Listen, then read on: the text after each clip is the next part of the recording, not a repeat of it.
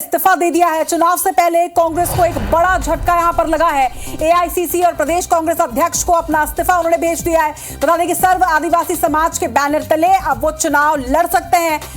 तो एक बड़ा अपडेट यहां पर सामने आ रहा है। भानुप्रतापपुर उपचुनाव के दौरान नेताम ने सर्व आदिवासी समाज के प्रत्याशियों के लिए प्रचार भी किया था, अगर आपको याद होगा, जिसके कारण कांग्रेस ने उन्हें कारण बताओ नोटिस भी जारी किया था और नोटिस का जवाब भी नेताम ने भेज दिया था। मगर अब ये एक बड़ी खबर सामने आती हुई, चुनाव से पहले निश्चित तौर पर इसे कांग्रेस को बड़ा झटका कहा जाएगा। चुनाव से पहले अरविंद नेताम ने अब कांग्रेस से इस्तीफा दे दिया है।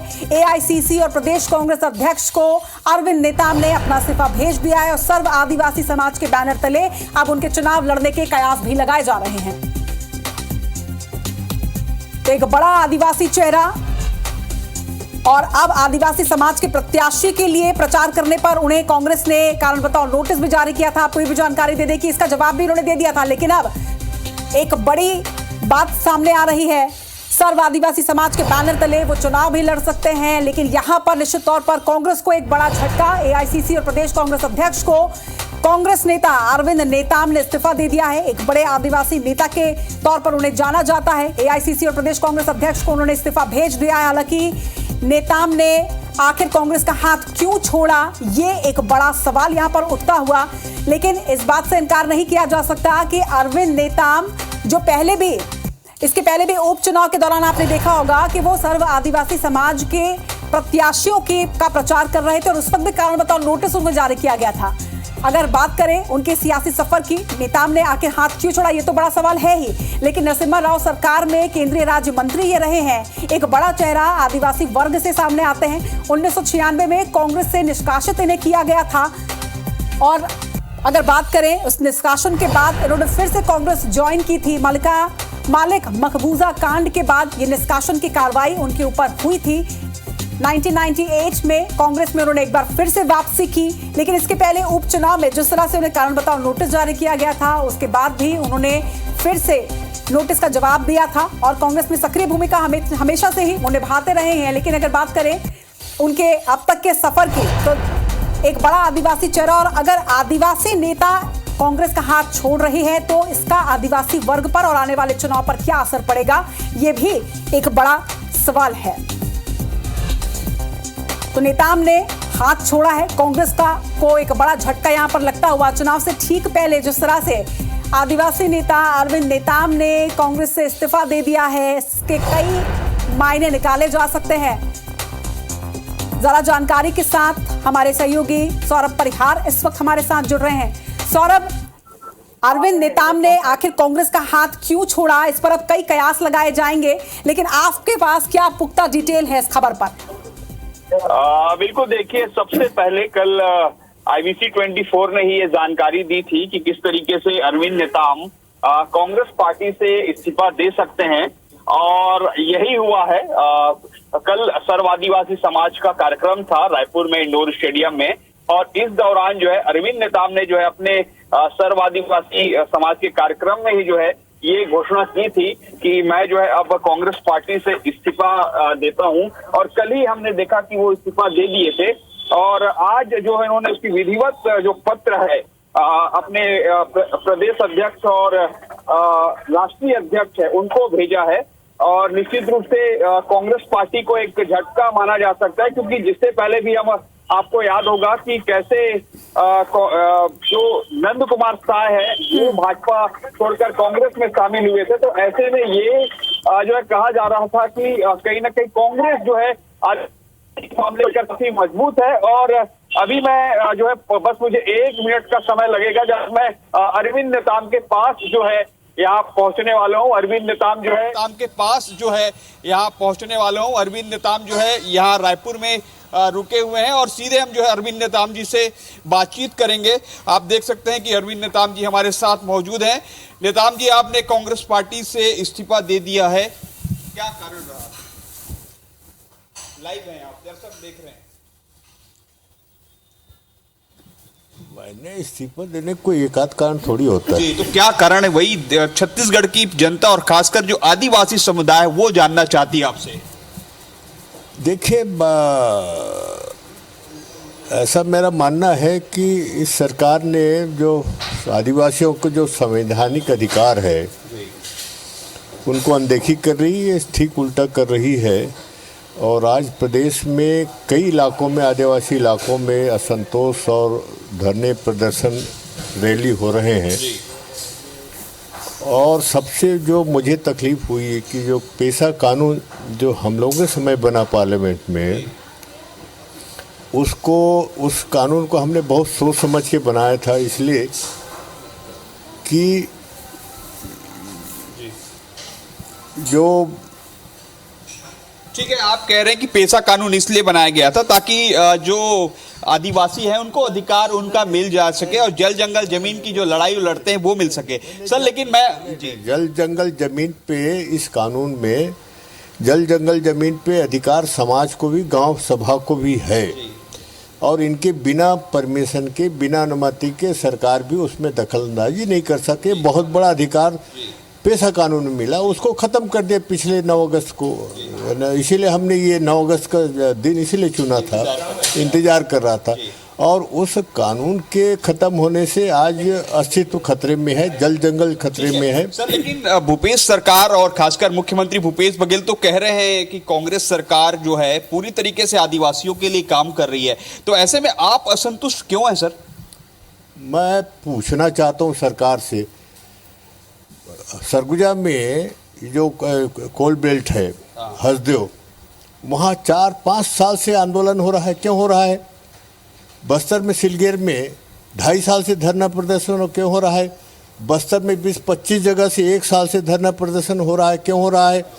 4 जगह यानी जो आयोग बैठा था जुडिशल इंक्वायरी का, उसका रिपोर्ट आ गया कि जो गोलीकांड का, उसका आज तक सार्वजनिक क्यों नहीं हुआ? हम समाज जानना चाहता है, समाज उसमें शहीद हुआ है, मरे हैं लोग, आदिवासी मरे हैं, क्या जानने का हक नहीं है क्या समाज? आप चलिए ठीक है, ठीक कह रहे होंगे, लेकिन सर आपके विश्वसनीयता पर भी सवाल उठता है ना कि आप एक बार कांग्रेस छोड़ते हैं, फिर बीजेपी में आते हैं, फिर कांग्रेस छोड़ते हैं, तो आखिर ये जो है घटनाक्रम चलता कैसे, फिर आप जो है शामिल हो जाते हैं? क्या स्वाभिमान बेच के पार्टी में रहेगा क्या? जी, तो फिर आप हम आदिवासी हैं, स्वाभिमान बेच के राजनीति में नहीं रहते, न करते। अगर जिस दिन लगता है कि स्वाभिमान को ठेस पहुंचा है, लात मार के चल देते। लेकिन जो और आदिवासी विधायक हैं वो तो आपको कह रहे हैं कि आप जो है राजनीति किए हैं, बस्तर का विकास, आप तो पूर्व केंद्रीय मंत्री थे, तब बस्तर का डेवलपमेंट क्यों नहीं हुआ? केवल उसका सीधा आरोप लगाते हैं कि आप, अरे जो लोग अपनी जबान नहीं खोल सकते, पेशा कानून में अधिकार खत्म कर दे, क्यों नहीं बोले? क्या इसीलिए भेजे गए? अगर हमसे पूछे तो आए सामने, हम बता देंगे कि इस देश में आबकारी नीति हमने बदलवाया, इस देश में आपके बस्तर में जो पाइन प्लांटेशन हमने रोका, बोध घाट को हमने रोका। इनको क्या पता नहीं है? ये कि अधिकार खत्म हो गया, उसमें आज तक किसी ने जबान नहीं खोला। आप पूछेंगे, अब तो इन्हीं से पूछेंगे ना कि आने वाले चुनाव में इन्हीं से पूछेंगे, क्यों वहाँ हमको समझाओ। अच्छा, फाइनली अब जो है अब आदिवासियों की हक की बात, जल जंगल जमीन की बात अब आप कैसे करेंगे? किस बैनर के तले आप जो है 2023 का विधानसभा चुनाव जो 50 सीटों पर आप लड़ने की बात कर रहे हो? सामाजिक मंच, बैनर सामाजिक मंच होगा, उस बैनर पे लड़ेंगे।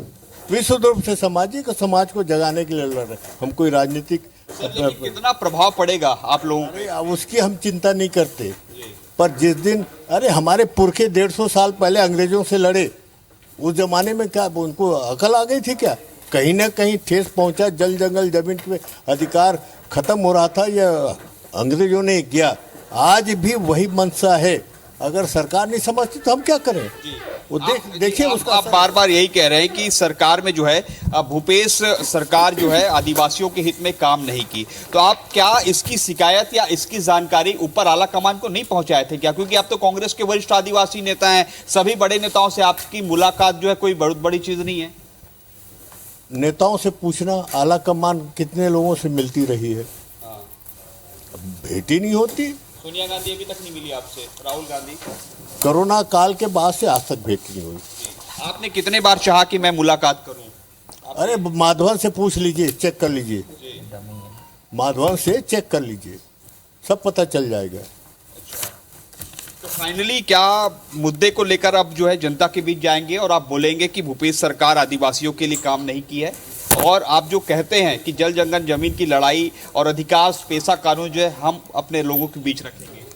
अरे भाई, जब कानून बन गया है उसकी रक्षा के लिए तो कमजोर क्यों खत्म क्यों कर रहे हैं भाई? हम तो यही तो समझना चाहते हैं सरकार से। अरे कानून को पालन करना चाहिए, सरकार का काम है। सरकार का काम नहीं कानून को खत्म कर दो, उल्टा करो।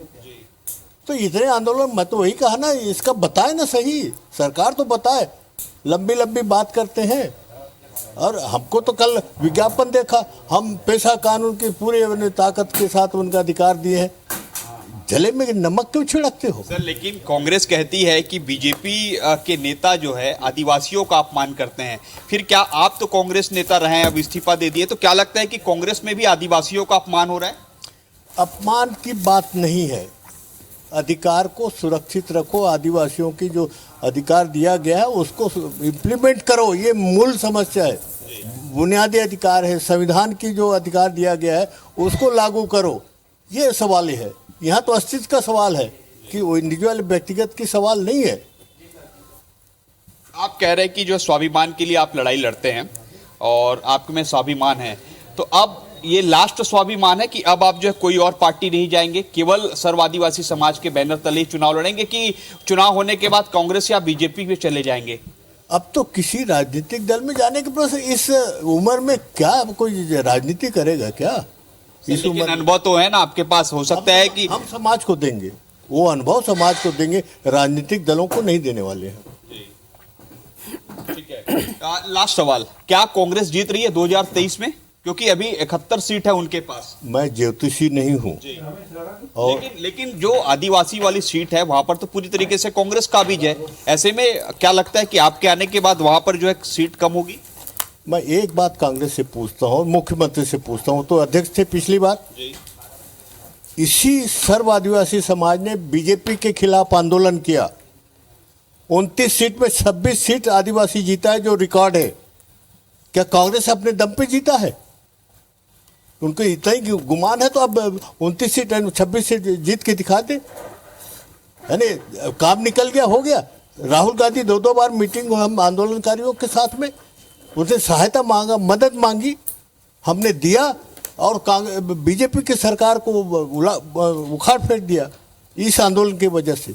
तो इनको मुगालते में तो रहने दीजिए, हमें क्या। लेकिन सर्व आदिवासी समाज में भी तो 2 फुट है, एक जो है कहते हैं कि हम चुनाव लड़ेंगे नहीं, एक आप कह रहे हैं तो सरकारी गुट है ना, तो सरकार की दलाली करें ना, हमें क्या दिक्कत है भाई? उनको और मुबारक रहे, उनको मुख्यमंत्री की दलाली करें, सरकार की दलाली करें, जिसकी दलाली करना करे। संघर्ष करना सीखो, आदिवासी समाज खतरे में है। अब उदारीकरण के बाद इस देश में जल जंगल खतरे में है। वो बड़े बड़े कारपोरेट घराने को साथ में ये सरकारें लूट रही हैं, लूटने जा रही है। लूट दिख रहा है आपके ये हसदे वाला में देख लिए, बस्तर में देख लिए, क्या हो रहा है?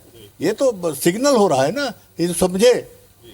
ठीक है, लास्ट सवाल, आप कितनी सीटें प्रभावित करेंगे अगर आप चुनाव लड़ते हैं पूरे सर्व आदिवासी समाज के बैनर? ये आंकलन करना हमारा काम नहीं है, हम तो अपनी लड़ाई लड़ेंगे। तो ये थे हमारे साथ अरविंद नेताम जी, जिन्होंने बताया कि किस तरीके से सर्व आदिवासी समाज जो है अब राज्य सरकार के खिलाफ लड़ाई लड़ेगी, और जैसे उन्होंने कहा कि वो इस्तीफा दे दिए हैं, और निश्चित रूप से इस्तीफा देने के बाद उनका साफ तौर पर कहना है कि कांग्रेस सरकार जो है, जो आदिवासियों के लिए वादे किए थे 2018 में, वो वादे पूरे नहीं हुए। हालांकि विज्ञापन में दिखते हैं, ये बात जो है स्वयं अरविंद नेताम कह रहे हैं। अब देखना होगा कि अरविंद नेताम के इस्तीफे देने के बाद जो है कांग्रेस की क्या प्रतिक्रिया सामने आ रही है। कैमरामैन नरेंद्र मार्कंडे के साथ सौरभ सिंह परिहार, IBC 24 रायपुर। बिल्कुल, अरविंद नेताम से एक्सक्लूसिव बातचीत के लिए आपका बहुत बहुत शुक्रिया यहाँ पर सौरभ। तो